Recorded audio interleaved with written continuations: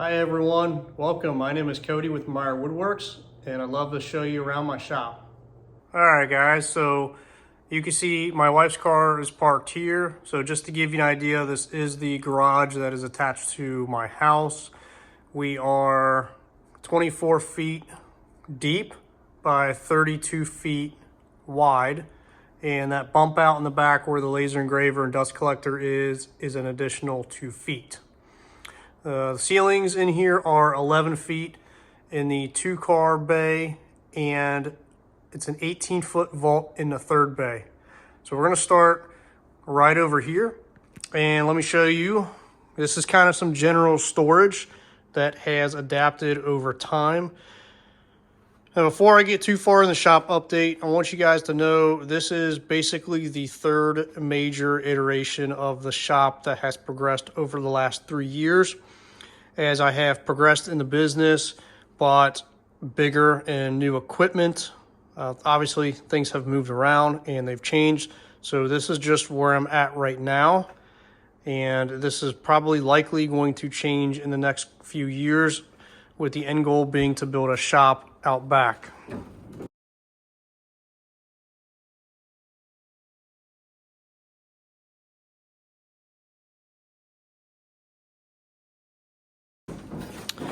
All right, so sneaking in here a little bit, some wood storage offcuts down here, the Lazy Susan, some glue storage, templates that I no longer use for cutting boards. That cabinet has just finishes. We have the Festool domino and track saw down there. And I'll come around to this side. Some epoxy, shop towels, miscellaneous stuff up here as well. Over here I got my little Harbor Freight air compressor, nail gun, pin nailer up here, and that's where I keep my butcher block oil for my cutting boards. And you can see some of the offcuts down here. There are 3 large bins full of small offcuts. We come over here and we have the toolbox and the CNC. CNC is a 4-foot by 8-foot CNC for newbie Pro 4896 rack and pinion with a black box Hurricane vacuum hold down. Toolbox is used as a dual purpose, some general home improvement type tools, wrenches, and also use it for the CNC. So you can see it holds all my bits and stuff like that, along with some specialty equipment. Prototyping some XLPE foam for a client. So what we do here is everything from manufactured cutting boards to cornhole boards, large scale production work on the CNC, and custom, basically anything from tables to furniture components. We have our hands in many pots. Over here you can see the laser engraver. So we also offer laser engraving services as well.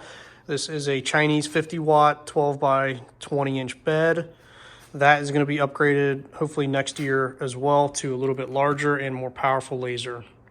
Over here we have the dust collector Oneida V3000 with a 35-gallon drum dolly. A few things on this. I absolutely love the dust collector. It performs magnificently, with the exception of the bin sensor.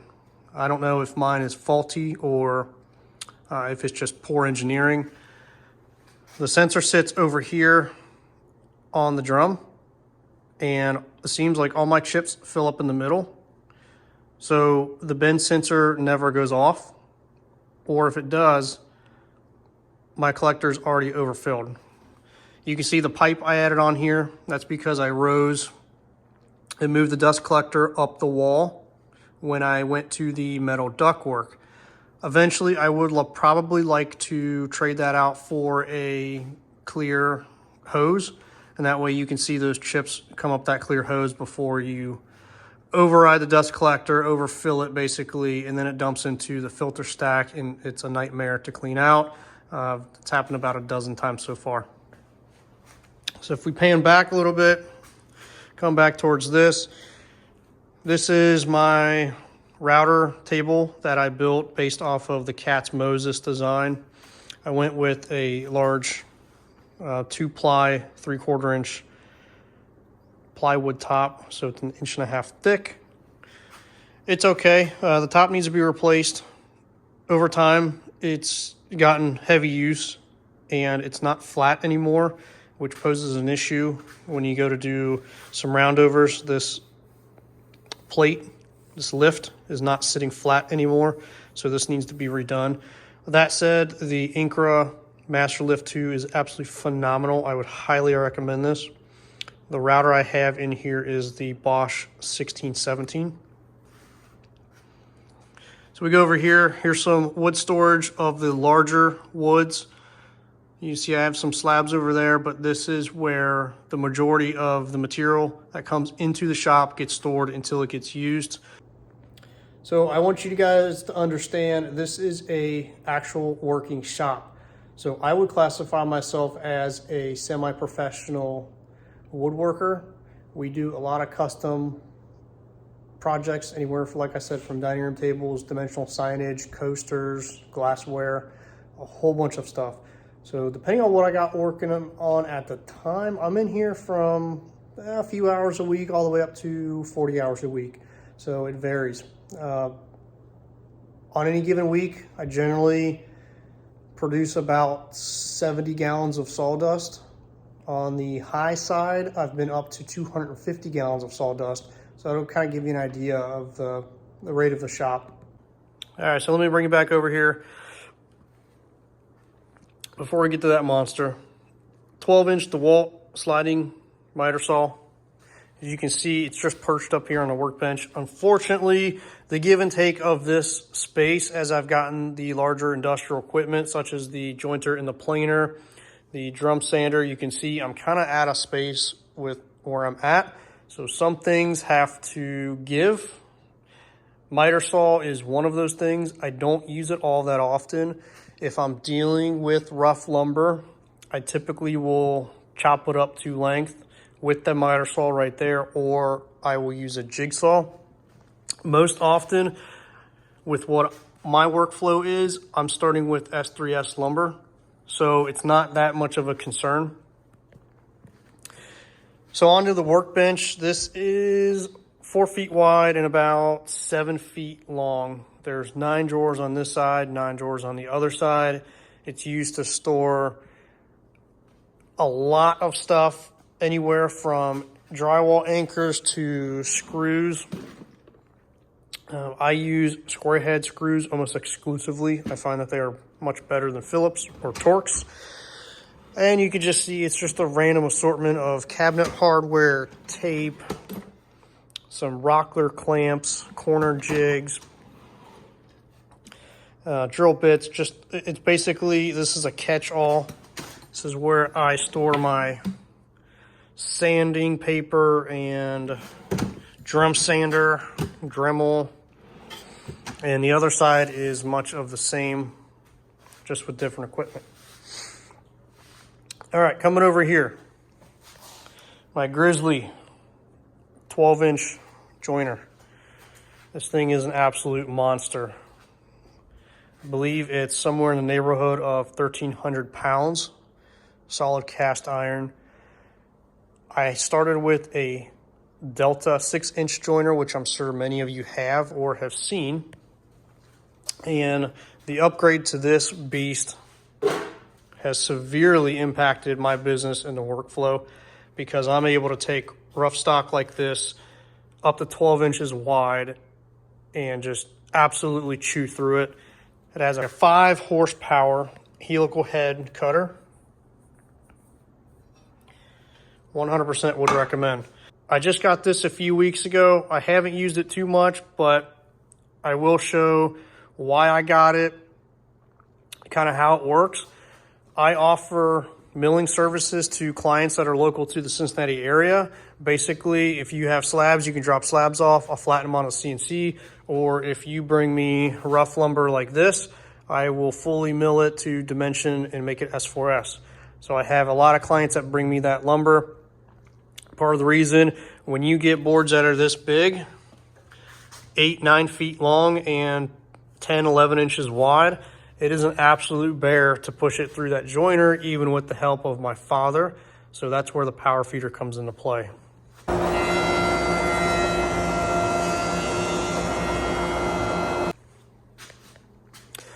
Coming over here, this is my Laguna F1 table saw, 1.5 horsepower.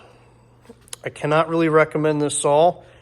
It was an upgrade from the DeWalt job site saw, and at the time I couldn't afford anything else. So this was the older version.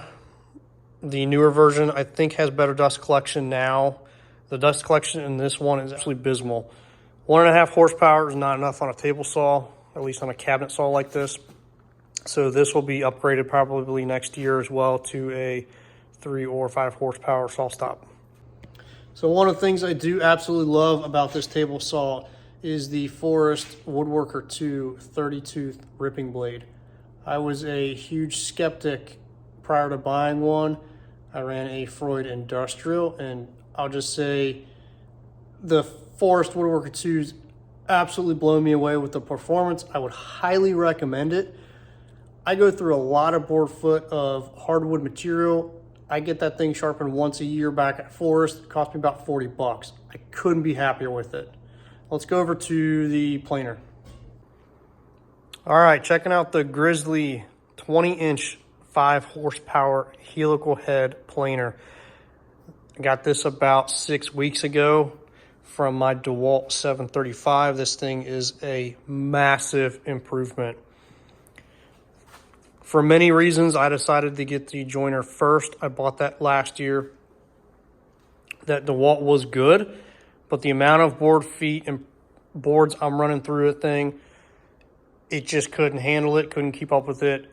This is an absolute monster, just like the joiner. It absolutely chews through material. I'm very happy with this. Before we get to the drum sander, obviously I have a shop vac sitting here, and I have the Festool vac as well. So let me talk about this real quick. The Festool vac, along with the Oneida and the Dust Deputy system here, is a game changer, especially when you couple it with the Festool tools. Obviously I have an ETS 150 sander right here. I have the track saw, and I also have the Domino. It's the ETS 155. Yeah. This thing is absolutely incredible. Going from a 5-inch DeWalt to that Festool is an amazing difference. The vibrations are significantly reduced. The quality of the finish is significantly improved. Overall, I would highly recommend it. If you have a Festool vac, look at adding the Dust Deputy as well. Obviously, I use trash bags here, so it's phenomenal. I don't change filters. I just change the trash bag. Same thing in my V3000. I use trash bags in the bin as well. So when it needs emptied, boom, take it out, done. Supermax 1938 drum sander. This is a love-hate relationship machine. If you have a drum sander, you probably understand the major frustration with this is kind of two things. One, the rolls of paper. I've had this thing for probably a year and a half. I've changed the roll a lot, and it's still a pain in the butt anytime I change this to try to get these little, this little clip back here to capture the paper appropriately. So, what's the other con? The other con is the conveyor motor, in my opinion, is not powerful enough. So it's not really able to push that material effectively through it, even with an extremely light depth of cut. That's the other gripe with this. You can only go, in my experience, about 1 or 2 thou, which is about that much on the handle. If you go any past that on a single depth of cut, it's going to bog down and it just won't work. So this will eventually probably get replaced with a wide belt. But that said, it's a great machine if you're doing cutting boards or if you're doing high volume batch work. it saves a tremendous amount of time hand sanding. The step up from the DeWalt to the Festool ETS was massive, but adding this to the shop really saves a lot of time. Moving on to the bandsaw, the 513X2. It's okay, I'll say that. What I don't love about it is the fence. You can see I had to shim the front and the back to get this fence square. Unless you hold the fence down while you are tightening the handle, the fence will come out of square. So you really got to watch it when you're doing resaw work, which is basically the only time I use this. But that said, it's pretty decent. I did change the tires on it. I'm using a wood slicer blade, seems to be pretty decent, but I honestly don't use that a whole lot. Packed in between the spaghetti of dust collector work or dust collection is the rigid oscillating spindle sander. You can see there's some foam and boxes on top of it, so I really don't use that thing anymore. But it's good for hobby guys. It's just not very powerful, but it's still, if you're doing a lot of edge sanding or you're doing a lot of curved sanding, it's still something that's worth its weight in gold when it comes to stuff like that. You see a tiny little drill press benchtop model tucked back there too. That doesn't get much use anymore either. So coming over here, this is the shipping station. So I ship a lot of product. Because of that, I wanted a dedicated space just for the boxes and shipping components to make things a little bit more streamlined and easier. So you can see I have some box storage up top, along with boxes that just came in the other day and some more down here. Packaging material, a scale to weigh it, stickers and some odds and ends, and the thermal printer. If you guys ship stuff, I'm telling you, a thermal printer is amazing. It saves a whole heck of a lot of time and a lot of tape. And speaking of tape, this is the tape dispenser that is water activated from Uline, and it is great. That reinforced tape is typically what you see when you get like an Amazon package, right? It could be brown or colored, it could have logos on it, etc. But the water activated tape, it's reinforced. It is much stronger than regular clear packing tape, so you use significantly less of it. And you can see the inch marks here. So you just pull the handle to whatever inch you want, pull it back, it cuts the tape, put it on the box, and you're done. It's fantastic.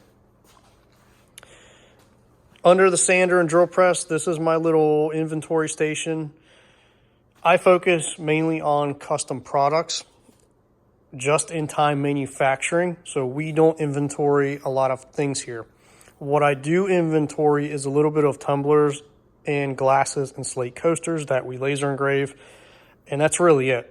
So this whole display here may end up going away in the future, especially if I do get a wide belt to replace that. Likely that's going to go away. Bandsaw is probably going to be moved down a little bit, and then wide belt will go in that location.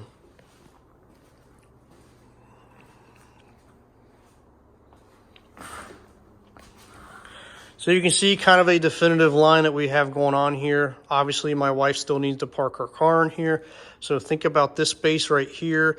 This going on over is probably about 20 feet wide, and it's 24 feet deep this way. I'll give you an idea of what's going on.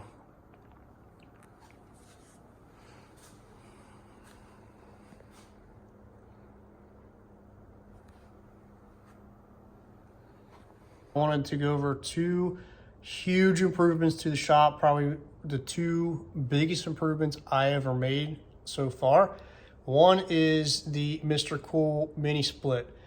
I'm in Cincinnati. Over the weekend it was -5, and this thing keeps my shop at 62 all winter long. I run it 24/7 during the winter, and then in the summer times when I'm working out here, I might run it a couple hours just to knock the temperature down.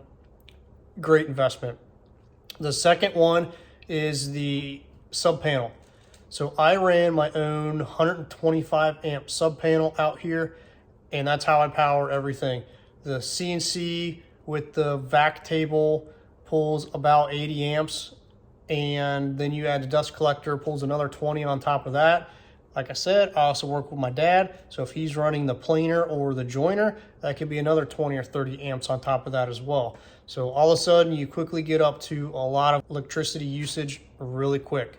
So I would highly recommend, if you are going to add a sub panel, go bigger than you think you're going to need, especially if you have another person working in the shop, because you can have the ability to then run multiple tools at once. So far, it's been great. All right, guys, that wraps it up. Let me know if you want me to go into any more detail on specific tools, equipment, what I use, what my workflow is. I'll throw up some items that we've produced in the past to give you an idea. But yeah, let me know.